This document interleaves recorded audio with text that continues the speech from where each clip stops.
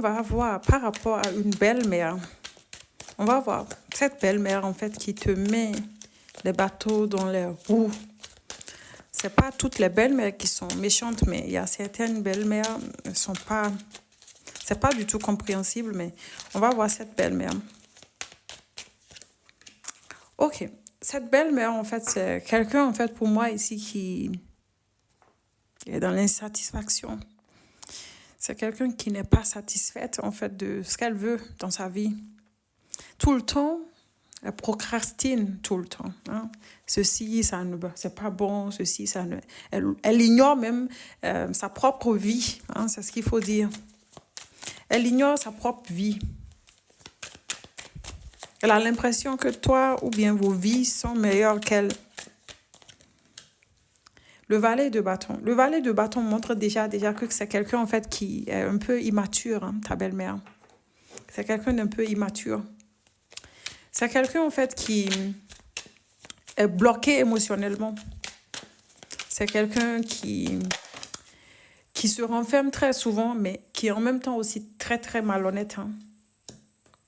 Elle ne le montre pas à tout le monde. Elle ne le montre pas à tout le monde.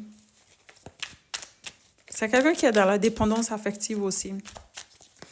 Soit elle est financièrement un peu assise ou tout simplement dans la dépendance affective. Elle veut dépendre en fait tout simplement des autres.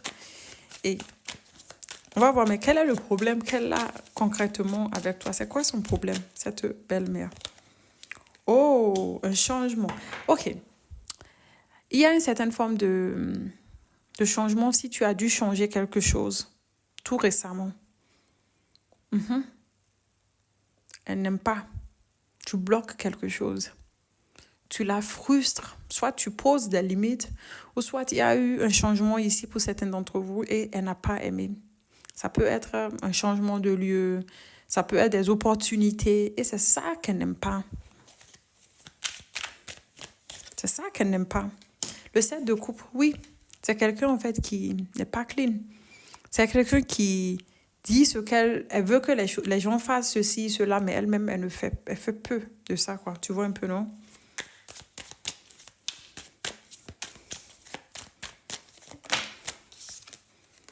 Et selon elle, c'est que c'est toi qui bouffes en fait l'argent de sa fille ou de son fils. Que pour vous, c'est mieux. Votre vie est mieux plus que pour moi. Quelqu'un de quand même très dominante, hein, d'autorité quand même excessive en fait.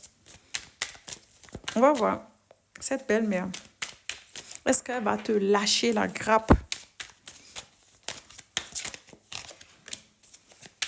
Cette belle-mère, elle prend en fait d'autres personnes hein, pour pouvoir te contrôler, pour pouvoir être dominante. On te dit qu'elle va te laisser en paix. Dans le futur, elle va te laisser en paix. Elle va te lâcher la grappe avec le temps. Donc, on te demande de patienter tout simplement. C'est quelqu'un qui a peur en fait de perdre.